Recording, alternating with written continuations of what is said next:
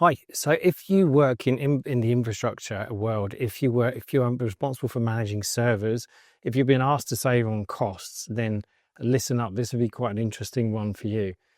Obviously, set the scene around the large server upgrades over time is that this Moore's laws philosophy that essentially we need to double performance over time in order to meet the requirements of the business, and that's based on, I guess, essentially on a philosophy that says we are continuing to add more and more demands onto server infrastructure. So that needs to be doubled every 2 years. But what's changed?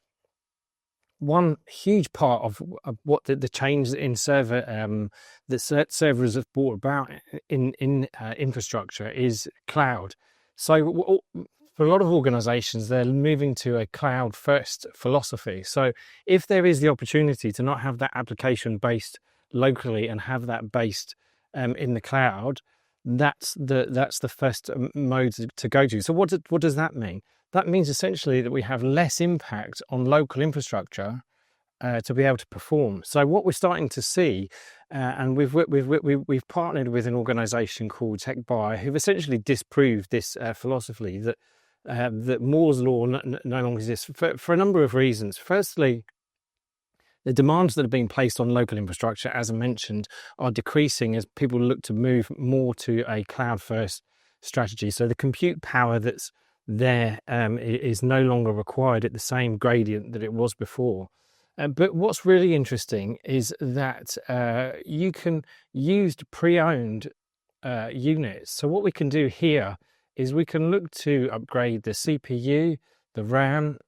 You can essentially take that current products that you have and do all of the upgrades to meet some of the performance requirements without doing these large, large lifecycle management upgrades, which are going on over time. Obviously, the part of the challenge with that though is it's a number of things. Either it's the things like end of life, or it's the spiraling costs of maintenance as those devices start to age, which encourage people to move onto the new product.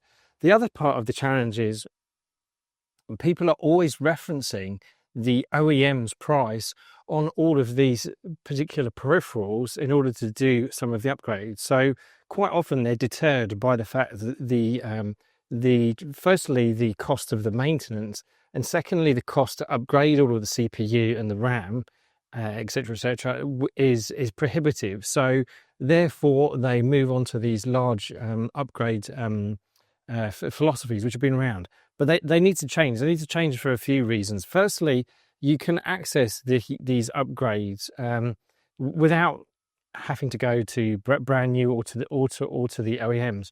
And obviously the sustainability people within the business want you to stop all of this consumption model which is going on, which needs to stop. So if you have servers in place right now, and you are facing down the barrel of an upgrade, then you need to just spare a thought to talk to the people outside of the OEM channels who are not just interested in driving the new product, but might be able to come up with different scenarios to essentially get the same performance outcome, but doing it very differently from how you might have dealt with it before, through making adjustments to the CPU, the RAM, etc., etc. So do reach out to us if you want to have a different conversation which doesn't require shipping all of your old product off to e-waste and just buying more new product.